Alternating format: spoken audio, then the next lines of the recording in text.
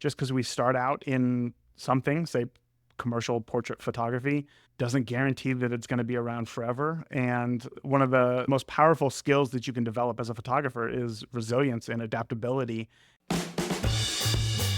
Hey, welcome to the Beginner Photography Podcast. I'm your host, Raymond Hadfield, and today I'm answering your questions in a special monthly Q&A episode co-hosted with our very own Beginner Photography Podcast community moderators, Kimberly Irish and Jim Sinicki.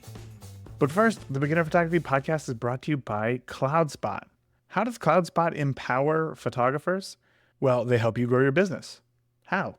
With easy-to-send professional contracts, the ability to let clients schedule a shoot time that works for them, seamlessly accept online payments, and so much more. If you've been thinking about trying your hand at photographing clients but don't know where to start, it's CloudSpot. They have everything that you need, and it's free to use. That's right, only upgrade as your business grows. So head over to deliverphotos.com right now to grab your free forever account today. So today's Q&A episode is something that I hope to do with you all monthly. In the Beginner Photography Podcast Facebook group, people ask questions all the time, and often there's not just one answer, it's a bit more nuanced. So that's why I decided to have both Kim and Jim, moderators of the Facebook group, to join me in both not only asking questions, but answering them as well, because we all have a different set of experience than everybody else. So in today's episode, we're going to share advice that we wish that we had when we first started out in photography, our thoughts on AI and the role that it plays not only for photographers, but to the world as well. We'll also talk about whether or not you can still make money as a landscape photographer, and our thoughts on being and working with second shooters at weddings. So if you have questions that you want answered, head over to beginnerphotopod.com/QA. There, you can either type out your question and submit it, or you can leave us a voicemail and we'll play it here on the show. So go ahead, ask your question. We would be happy to help. Again, that's beginnerphotopod.com/QA. So with that, let's just go ahead and get on into the show. Hey, look what I got. I got my holiday Shiner cheer here. Ooh. This is the most festive beer I've ever had in my entire life without going overboard. Festive in what way? So it says that it's brewed with like peaches and pecans, and like it has some Christmassy flavors to it, but it's not full bore. It doesn't taste like a holiday milkshake like some holiday beers do, and it's not like full on cranberry like other holiday beers are. It's perfect. I think it's a perfect holiday beer. It's wonderful. Have either of you tried it? No, but now I have to. Now you have to. Now that I think about it, I don't know if y'all would get it because it's from Texas, and I don't know how far north it goes, but we just got it this year, and I was pretty excited about it. I mean, we're not much further north than you. You're not much further north than me? No. Yeah. Listen, Indiana is the crossroads of America, okay? The crossroads of America. This is where people come to visit. They like to see the roads. It's a great place to visit and bring some Shiner beer. Indiana's great because there's always a road out of there. Oh, wow. Good one. Good one. So that's what I'm going to be drinking tonight, and also for Thanksgiving as well, which is, guess what? Only 2 days away. What? It's amazing. Oh, my God. Amazing. I can't believe it's actually only 2 days away. So do you guys have any weird like holiday Thanksgiving traditions or anything? So we always go over to my best friend's house. They live on 11 acres. It's pretty much just pasture. And so there are deer. And so after dinner, the men go out and shoot a deer every Thanksgiving. Wow. That's kind of weird. You don't do that before Thanksgiving? Like instead of a turkey? That seems like a prime opportunity to turn that into a tradition. Or try to tip a deer, which, by the way, nobody else has ever done before. We're going back to that. Oh, okay. Yeah, we eat fun food. We don't do the traditional turkey mashed potato stuff. We actually make our own Thanksgiving sandwiches a la Friends, if you guys are old enough to remember Friends. We make grilled cheese with mashed potatoes and cranberry sauce, and it's fantastic. Do you make the cranberry sauce yourself, or is it the canned cranberry sauce? I don't make the cranberry sauce myself. Look at me. I can't make that kind of stuff. Canned all the way. Cranberry sauce is legit the easiest thing to make. Legit. Nope. It's cranberry sugar and water, and you're done. You boil it. It's essentially ramen, but with cranberries. I can't make ramen either, man. Like, I don't want to tell you. I haven't been in college in ever. Literally, never been in college. Oh my gosh. So Yeah. You lived on the road for like a while. How did you not know how to make ramen? Well, the good thing, so I probably shouldn't say. You borrow food from people that don't know that you're borrowing food from them, and then you just get in the van and go. Yeah. I see. Okay. All right. Well, that's fun. Look, it was like 20 years ago, so I could say that now. Yeah, statute of limitations is far past. Exactly. Yeah. On minor burglary. Yeah. Meanwhile, there's a detective in Iowa listening right now who's like, I knew it. I knew it. It was him. Ah, son of a... That's funny. We don't have any like Thanksgiving traditions. Growing up, it was always like my favorite holiday because that was like the only time where like I'd really like see my family because we'd either go to them or they'd come to us.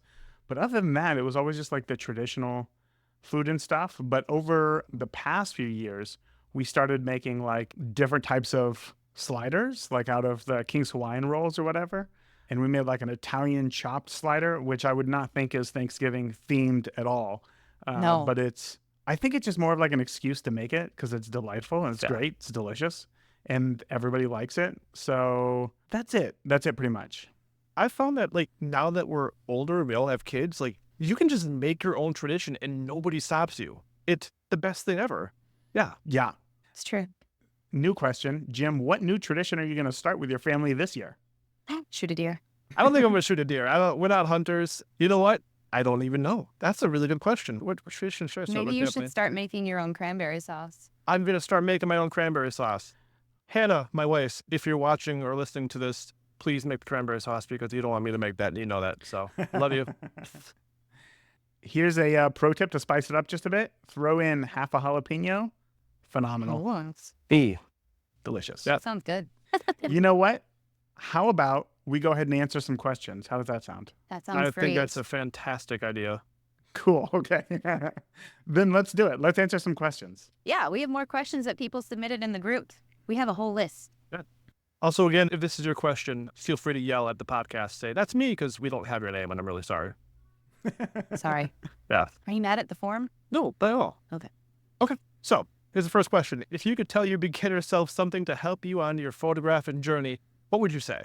There's so many things. That's like, if you could go back in time and tell yourself as a kid one thing, like what would that be? It's such a big question, I think. So while I think about my answer, Jim, I'm going to ask you, what would you tell your beginner self?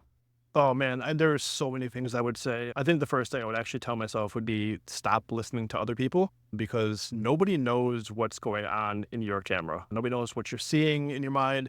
Nobody knows how you're setting up the shot, but everybody has an opinion on everything that you do. So block out all the noise, shoot what you want to, have fun behind the camera, and just do your thing no matter what they say. I like that. I like that. That is solid advice. Kim, would you say anything different?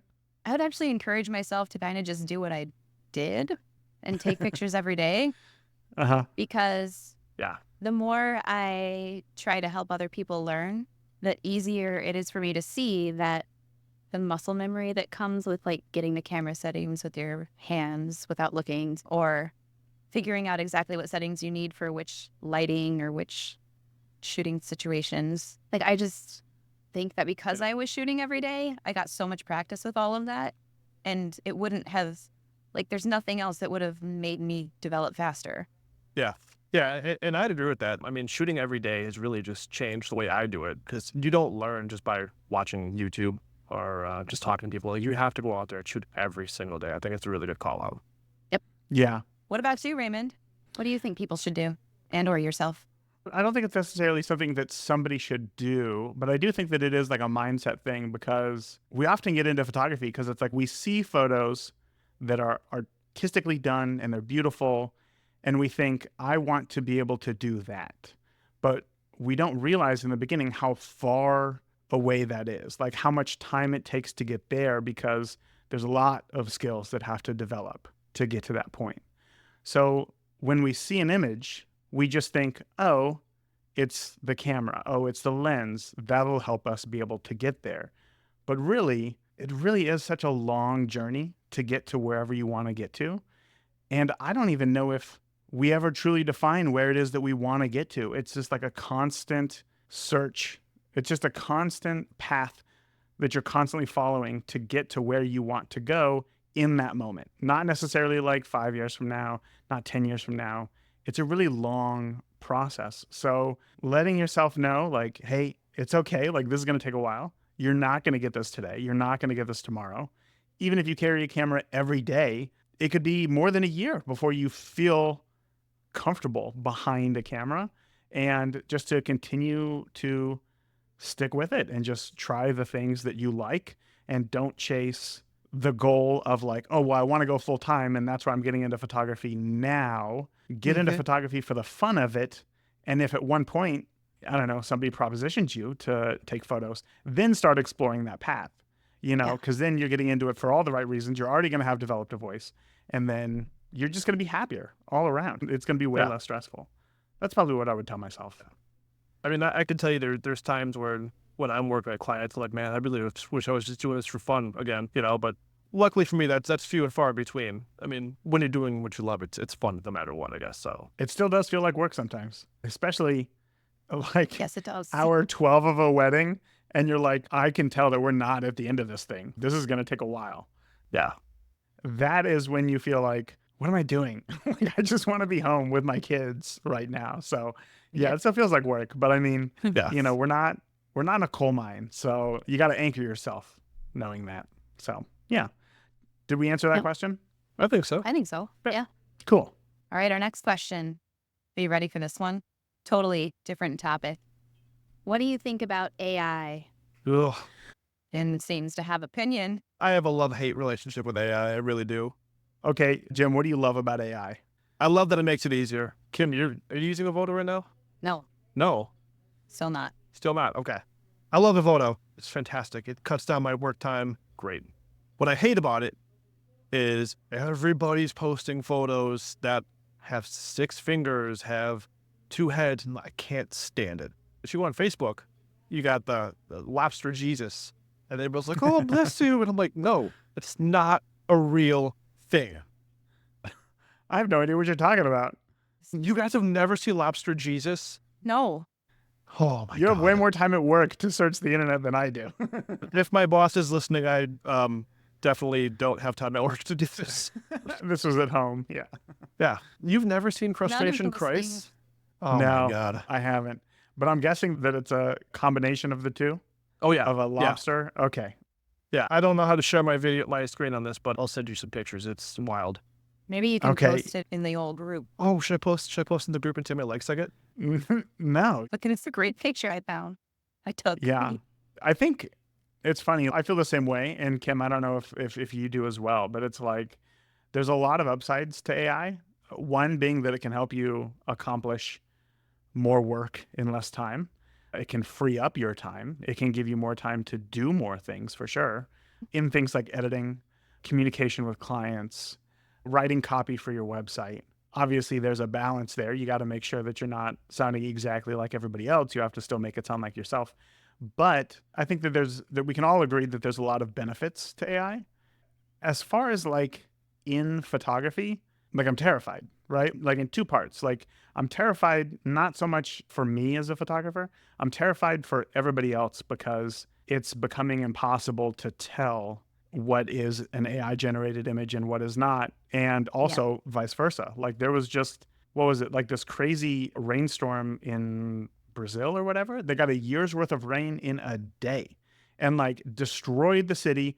So there's this photo that was taken by like a world press photographer of, I don't know, 40 or 50 cars that just got swept away down this hill, and they're all just in a giant pile. And everybody's like, AI does it again. But it's like, this is a real image, So it's not only that we're thinking that AI images aren't, or that AI images are real, but now we're losing trust in real images and thinking that they're AI. And like, that's terrifying from like a trust perspective. Like we're going to a zero trust environment, which is terrifying.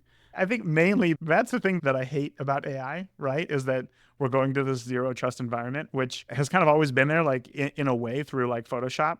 People have always said like, oh, that's Photoshopped for a long time. But I think now we're just seeing it in such a different way. And as you said, Jim, like people are creating AI art, but passing it off as a photograph, which it's not. And that's getting scary. So that I don't like about it.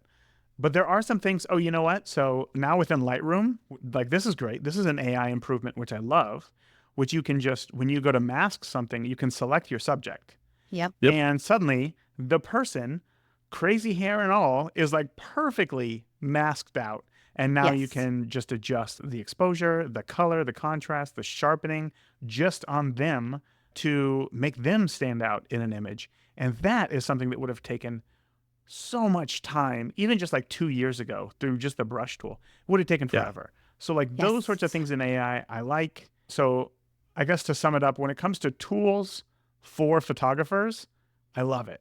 When it comes to AI in general for the masses, for people who are not photographically literate, it's terrifying. Yeah. But this is the world that we live in. So as Walter Cronkite would say, that's the way that the cookie crumbles. Let me bring this one up to you as well, because I think they went through with it. There's a company, a very large denim company that goes worldwide, who a couple of years ago had said they're no longer going to be hiring models. They're going to be using AI-generated models in order to do their ads now. Mm-hmm. And for me, that's scary because that's people losing their jobs right away. That means they're Mhm. not hiring photographers either. Yeah, they're not going to be hiring photographers. They're not going to be hiring models. They're not going to be hiring lighting assistants, editors, well, probably editors. But I mean, it's all going to be done with the click of a button, and it's terrifying for me to see that. Hair see and where it's makeup going. style. Hair and makeup. Yeah. Oh, yeah. You can do that in any program right now with just one click of a button and just put hair and makeup on anybody. I hear you, Jim, and I'm going to play devil's advocate here. Their job is to make jeans and not to employ photographers. So like Right. their whole thing is all about like cost savings, and this is a massive cost savings to them. Imagine how Mhm. many photographers don't get the shot that they're looking for, and now they're going to be able to get it right away, with AI. And like, does it suck? Yeah, like it sucks for us photographers. But what about painters? Like, Right. think back to like the late 1800s, people who painted historical photos of kings and notable figures, and like immediately photographers took all those jobs away. So I think to me, like the world is always changing, and we Yeah. just have to figure out how to survive within it. And unfortunately, just because we start out in something, say commercial portrait photography, doesn't guarantee that it's going to be around forever. And one of the most powerful skills that you can develop as a photographer is resilience and adaptability.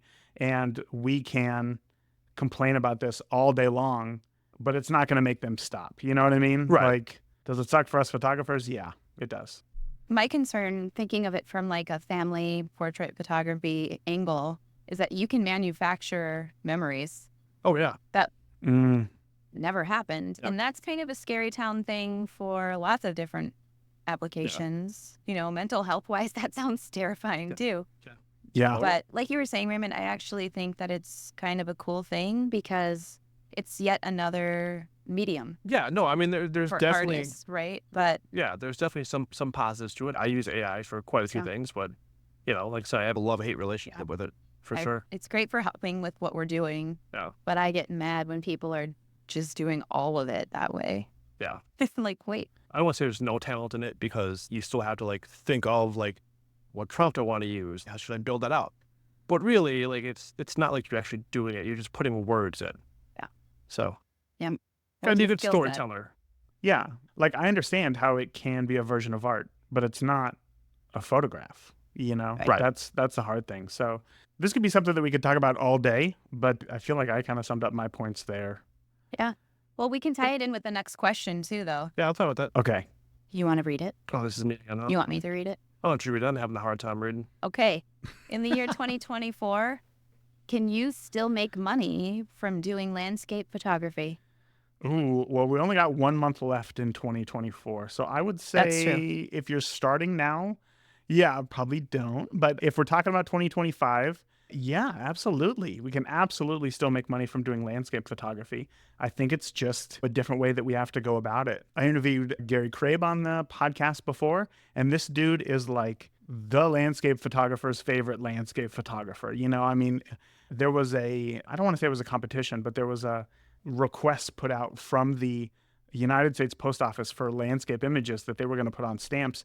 And out of 12 designs, that they finally chose, I think like 6 of them were his. Like that is Wow. insane. That's unheard of. And he said something that I thought was really incredible, which was, if your composition is strong enough to stand out the size of a stamp, then it's gonna stand out the size of like a massive canvas or whatever. So he's been doing it for a long time. And while I didn't really like get his thoughts too much on like the changing of the industry, specifically with the internet and stuff, I do think that it's totally viable to make money as a landscape photographer.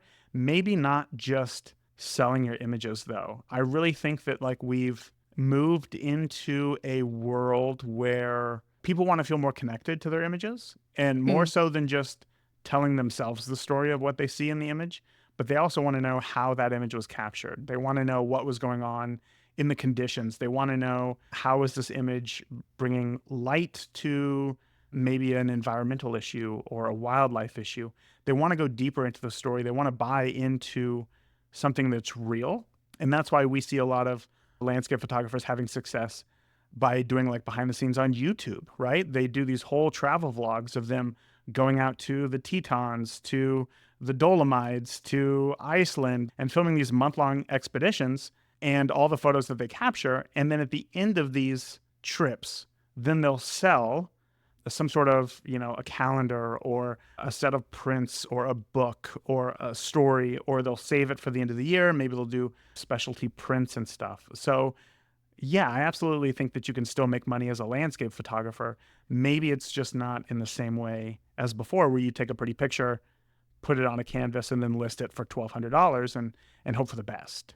It almost sounds like the only way to do that then, to monetize that passion, I guess, would be to have that be your only thing that you're doing and make it a social media event.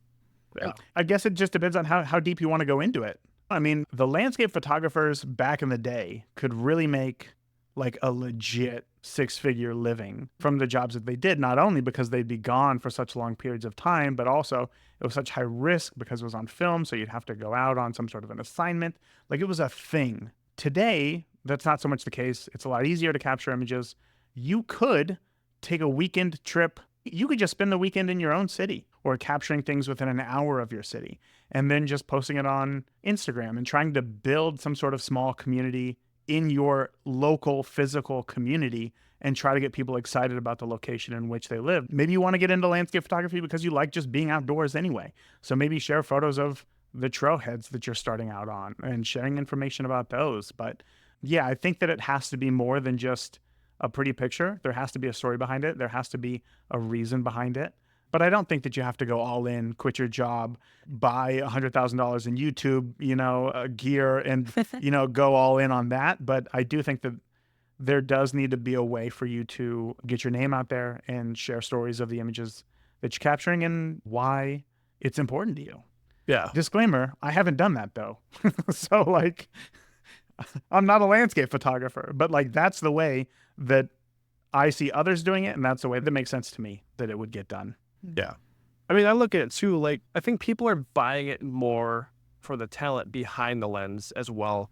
Like, my wife has just started getting into Peter McKinnon and his work. And you look at it and people love his work, but do they actually love his work, or do they love the story that he puts behind it? Like, he just went to Iceland, and I guess like the photos wouldn't be great on their own, but like when you put that story behind it, when you put his travel behind it, it kind of makes that connection to you. And I think that's how people are buying these images these days. It's because they want to feel that connection to whoever, So it's like buying... It's buying the person. Painting. Yeah. That's a Picasso. Exactly. That's a McKinnon. Oh, that's a McKinnon up there. That's an Irish. Next time, if we just put like a picture up here, be like, that's an Irish. Yeah. I think that's it. I think that's the way that you'd have to do it for sure. Yeah. Okay. I'm gonna let you read this one because this is... The long one. Yeah. It's a lot. All right. It's wordy. It's wordy. It's wordy. Public schools. Do you remember the moment, or perhaps the photo, that changed your mind from, I think I can do this, to I know I can do this? That was one I had. 2005. Oh, that one's wordy too. Yeah, that's what I was talking about. Sorry. Oh, that's why. Okay. Yeah. That means that now because you skipped 3 and 4, Jim, you now get 5. So Fast, son of a... Start studying. I'll start reading it now. Kim, do you have a photo that changed your mind from I think I can do this to I know I can do this? No, but I have several. It was actually just an experience with buying a specific lens. I bought this old grandpa lens. It's a manual focus, little 55 millimeter, whatever. Threw it on my camera and it's a macro. And so I was out in my yard just taking pictures of everything because that's what I did for several years. And I looked around and found interesting things. And then I started looking at this collection of what I was making. And I was really surprised because if you can make just like random stuff from my yard look good, Yeah. then you can do it with pretty much anything. And so I was like, oh, I can actually kind of do this. And then as far as like people and weddings went, I was still pretty unsure for a while. But then I remember there was one specific wedding where I went in at the beginning of the day and I wasn't sure how it was going to go. But by the end of the day, when I got home and I looked at all the pictures, I was like, oh, I actually earned my money today. This is worth it for them. So, yeah. Nice. What about you guys?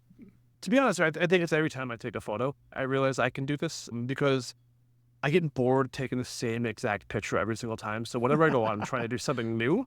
But to be more specific, I think the first time I realized I could do this was the day I bought my cheap plastic fantastic 50 millimeter lens. I'm telling you, it's the lens choice. The moment you go from whatever was a 3.5 on the Canon kit lens to a 1.8 blows your mind. Just how soft it is. You're like, oh my God, like I can be a real photographer. This looks professional. There's blur in the background. I can focus. Once I learned how to focus. And like from there, I just kind of took off. And I think that's when I realized I could do this. Mm-hmm. Yep. I guess, did you have like a goal that you were trying to reach? What was it about those photos that made you think, oh my gosh, like there's something here? And to be honest with you, there's more of a you don't know what you don't know type situation. Because I Right. had no clue how to get that soft background, how to blow out the background. I didn't know how to separate my subject from the background. And just seeing that in my camera, that was awesome to me. Mm-hmm. I think it was similar for me where, so after moving out to Indiana, so I had made the decision, I'm going to go all in on photography and like make weddings my livelihood. And the first wedding that I shot here in Indiana, I remember being terrified because one, it was maybe like the third wedding that I had ever been to, maybe the fourth wedding that I had ever been to. And I didn't want to screw anything up. So I shot the whole day in aperture priority. And when I went to go edit those photos, like I wasn't super happy with all of them, mainly because there were like micro settings adjustments that just made it really hard to edit all the photos in a consistent way. But overall, like I was happy with the flow of the day. I was happy with the images that I captured as far as the connection and all that stuff was good. But really, like I went to film school to learn how to use a camera. You know what I mean? So it's like I already knew the technicals, but that first wedding, I was so worried that I was going to get all the technicals wrong that I shot in aperture priority. And that made it more difficult for me. And so like one of the next weddings that I went to, I still remember like so well. I booked this couple out. I mean, it must have been a year and a half in advance. And on my way to their engagement session, it was up by Chicago. So it was like a 3.5 hour drive. I'm not even kidding. I got off the exit and on my way to like the park, which was just like 2 miles off the exit, I got a flat tire. And I was like, of course, after 3.5 hours. So this would have been, I think, 2012. So another part of the backstory, I had removed everything out of the rear of my trunk for whatever reason, I don't remember. But I also removed the spare tire. So I didn't have a spare tire on me. So I had to call AAA and I was like, hey, can you come help me out here? And they were like, yeah, sure. Just FYI, because of where you're at, it's going to be about 3 hours. And I was like, that's not an option. So then I called the couple and I was like, hey, funny story. Can you guys come pick me up? And I was like, this is the least professional, way to start this relationship here with them. And I remember the groom was like, I heard him say this on the phone. He said, can he just call a cab? And I was like, oh God, he already hates me. This is going to be the worst day of my life. But bride was fantastic. They came and picked me up anyway. We did the engagement shoot and it was fine. Anyway, okay, so back to the wedding. I shot their wedding in full manual because I had said to myself, I know my settings. I need to prove to myself that I'm confident enough in my skills, in my abilities to be able to shoot the wedding full manual and be able to capture it in a way that I see it in my head, in the artistic way, visual way that I see in my head, and not leave it up to chance, not leave it up to auto mode on my camera, not leave it up to aperture priority or anything like that. And at the end of the day, they just celebrated their 12th anniversary or something like that. And all the photos that they posted were still mine. And I looked at them and I was like, man, I'm still proud of these images because like they were mine. I took ownership. I was like on high alert because this was the first wedding that I really shot full manual, and it turned out great. So I think that was really the first moment where I thought, wow, I'm like a real wedding photographer. Like I'm Pinocchio. Like I grew up in that moment. It felt real good. Yeah, for sure. Yeah. So that's probably what it was for me. And then every time after that was just trying to chase that dragon, I guess you could say, right? Trying to reach the same level of excitement that you get from those photos. And after a while, it kind of becomes a job. So Yeah. anyway, yeah, that's my answer. Jim's got a long paragraph question here for you. Oh my goodness. Just summarize it. Yeah. Wait. And you know what? I think that this will be our last question. I think that for the sake of time, this will be our last question. Okay. Okay. So don't screw it up, Jim. I got a lot to say about this one, so. Like 700 words in this one. All right. Do you shoot weddings with a second? If so, how did you vet them? How did you match up on styles? How did you get on the same page for the day of? How do you shoot the first look with a second? How do you position them when they are working the same scene with you? What is their role? Tell me all of your secrets. I'm just curious how you have navigated this. And it just goes on. Kim, you definitely have more experience with a second. So I would love to know, like, what is your process for this? I come at this from the backward angle on that because I was a second shooter for far more weddings at the beginning than I was the primary shooter. I really wanted to make sure I knew what I was doing before I jumped in and actually like took somebody's day into my hands. So when I'm working with a second, I always have that in mind. Like my second is not somebody that I can rely on to get like the money shots of the day. I mean, they might be that person, but I'm always going to know that I need to do that. So I shoot every single wedding as if I am there by myself anyway. And then I tell my second, like, go do something fun, because I would much rather have that person go and create something completely different and interesting than have them do exactly the same thing as I'm doing all day. Yeah. Mm-hmm. I work with another photographer all the time. I second for her, and she actually keeps me right with her all day. And she shoots on 2 cameras with dual slots, and I shoot on 2 cameras with dual slots so that she can have like, 8 copies of every photo, basically. God. Because she's very concerned about like file backups. Mm-hmm. That would make me cringe as the photographer, going through all those images that were exactly the same at the end of the day. I prefer to work with seconds like Jim, who have a much different perspective from me. Obviously, height-wise, he's way taller than I am. A little bit, yeah. Jim's got a word put on me. Yeah, for you. He's going to get that drone shot. Just Just by standing there for my wide angle lens. But like Jim uses a lot of flash and stuff. I don't. Oh, yeah. And I like working with people who have a different perspective. As far as meshing it all together, it's not that hard. When people are shooting in RAW, you have a lot of freedom to change colors and to lighting and everything. Like exposure, obviously, not lighting. As long as the exposure's close. Yeah. And that's the thing, too. If I'm working with a second who is fairly new and I know that I'm not going to get straight out of the camera great shots from them, like I get more excited about that kind of a second, too, because then I know that I'm working with somebody and helping them learn stuff. I like to shout out my setting to my second when I know that it's somebody who's newer, and I'll just be like, hey, F1 point whatever, and shutter speed's 1/500th right now.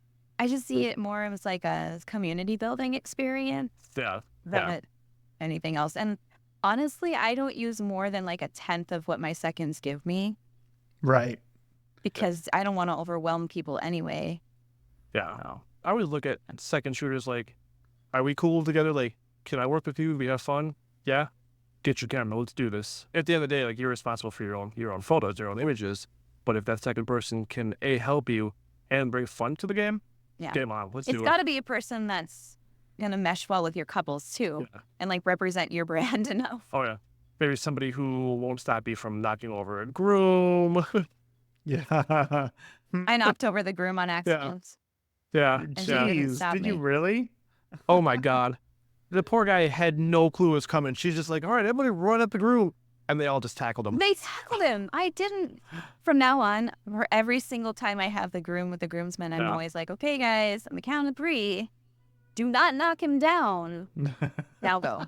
And I'll have you know, I did nothing to help. I laughed the entire whole time. time.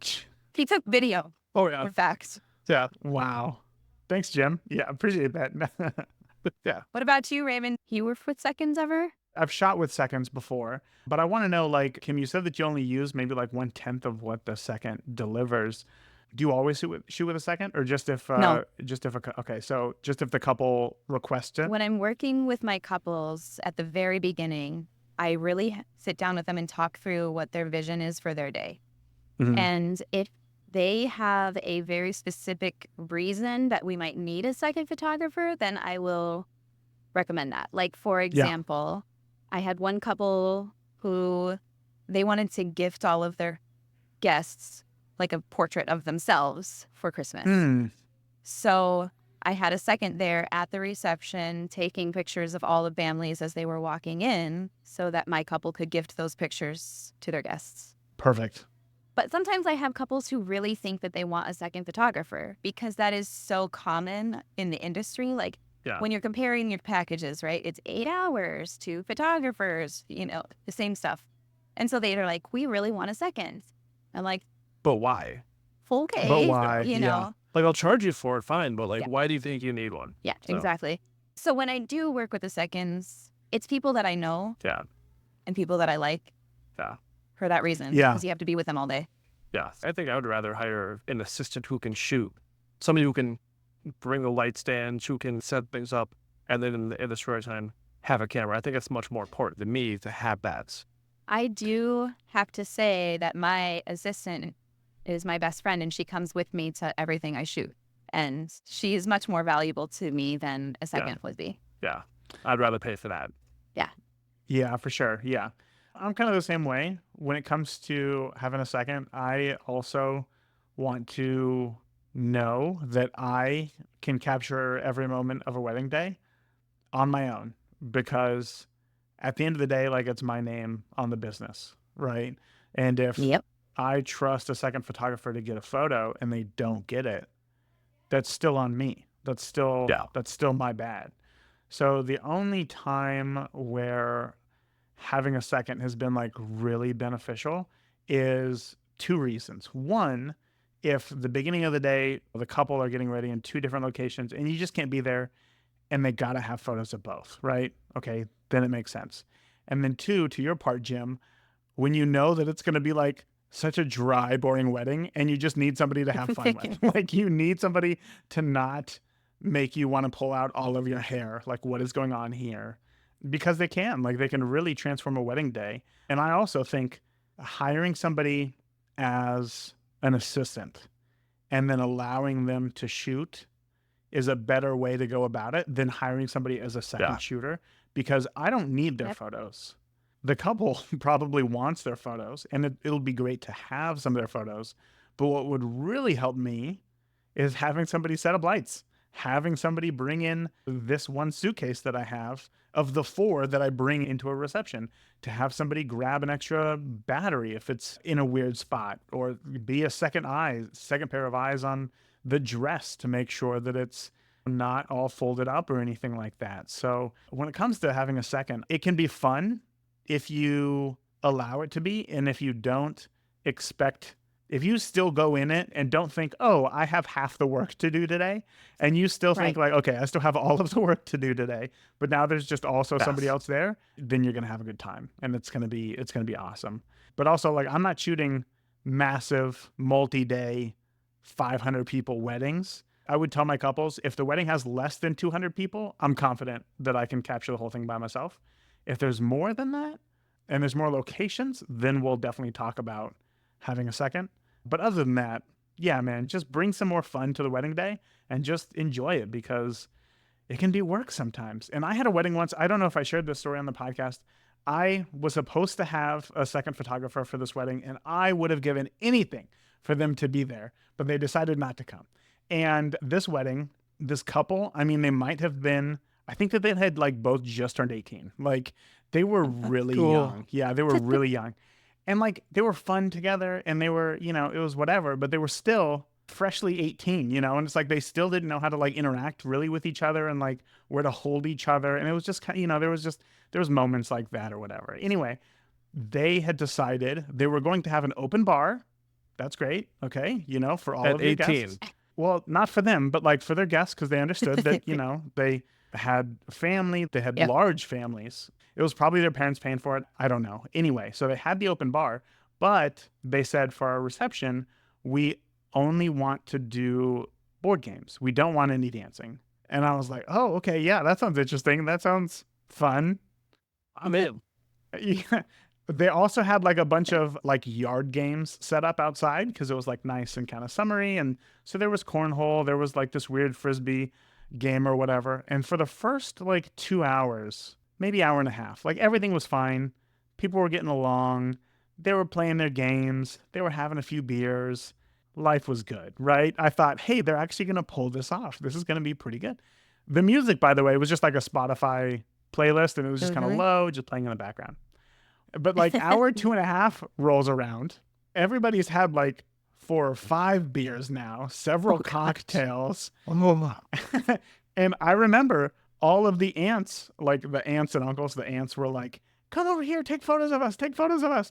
And I was like, okay. So I suddenly became like the family photographer for all of like the extended family. And I'm taking all these photos because I had nothing else to do. I already photographed everybody playing Frisbee and stuff like that, taking all these photos.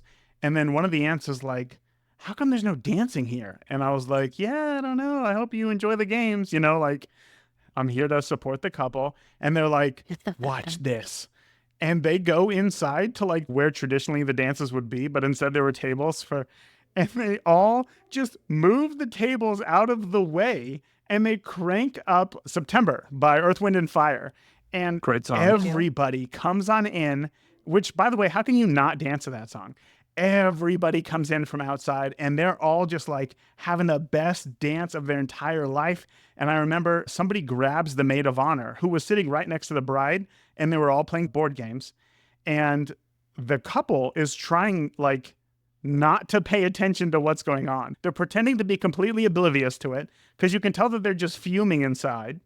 Everybody just has the best dance of their life.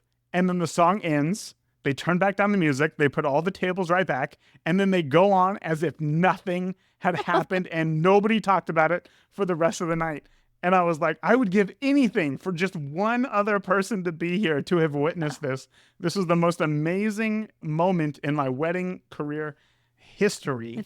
And like, I have photos, but there's like, that doesn't capture, the couple didn't want those photos. You know what I mean? Like they didn't want me to deliver photos of everybody dancing. And it was just one of those moments that you had to be there, and having a second would have been awesome for that. And yeah, so anyway, that's my spiel on seconds. So do we have anything else to add to that? No. Jim's a great second. I'm the fantastic second shooter. There you go. If anybody's in Milwaukee and they need a second shooter, Jim is your guy. Jim's your guy. But Highly maybe doubt. not. Maybe Jim should do his own weddings instead, because he's actually really good at those. Yeah, you know, don't tell anybody, internet. I've actually been enjoying shooting weddings lately. So yeah, I'm a pretty good first shooter, I guess. So yeah, maybe you can do my second shooter coming up. Sure. Yeah. What is it about weddings that you're enjoying that is a surprise? Because you were like anti-weddings for a long time. I was. So Taylor Jackson, he's been on the podcast. He said it best. It's just shooting a big party.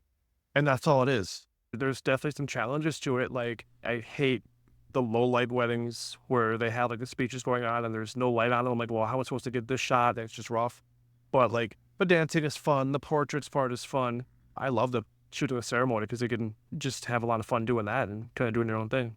Awesome. It is fun. Plus, you know, cake. cake. That's it, man. That's the juice. Also, I just had the most amazing wedding food ever last weekend. It was the best filet mignon I've ever had in my full entire life. Okay, so last wedding I shot, we're all sitting there, and the food is taking forever. I'm not going to say where it was because I don't want to piss anybody off. The food's taking forever. And as I'm sitting there, I was like, well, I ordered steak, so that should be pretty good. But then the kids' menu comes out, and it's chicken tendies and mac and cheese. I'm like, first of all, I'm hungry. I want that. But second of all, I really want that instead of my steak. And the steak came out, it was okay. So I'm like, I really wanted that.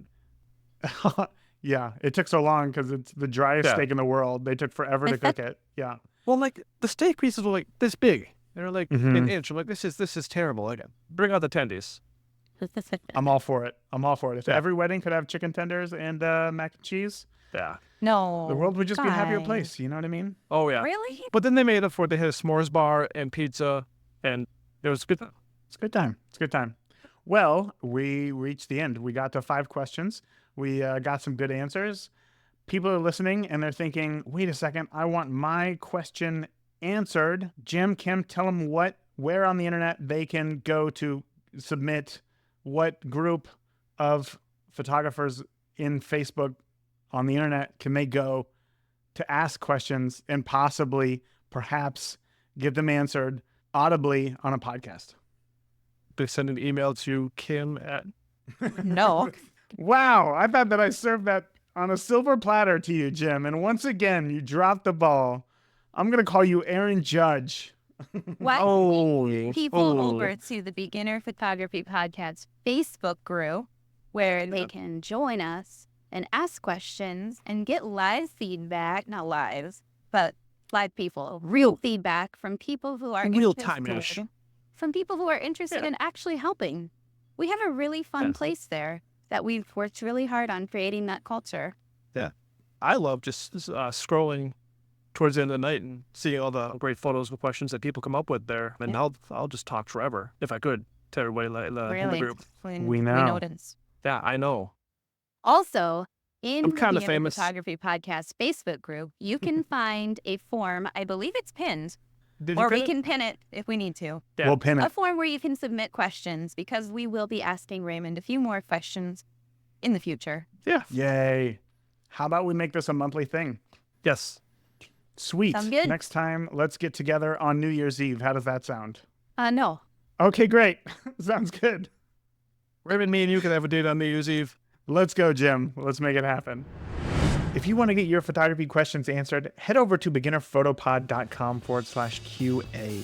Thank you for choosing the Beginner Photography Podcast. And remember, the more that you shoot today, the better of a photographer you will be tomorrow.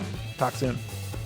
Thank you for tuning into this week's episode of the Beginner Photography Podcast. If you enjoyed today's episode, please share it with a friend. Start a conversation. Grow together. That is it for this week. Remember, the more that you shoot today, the better of a photographer you will be tomorrow.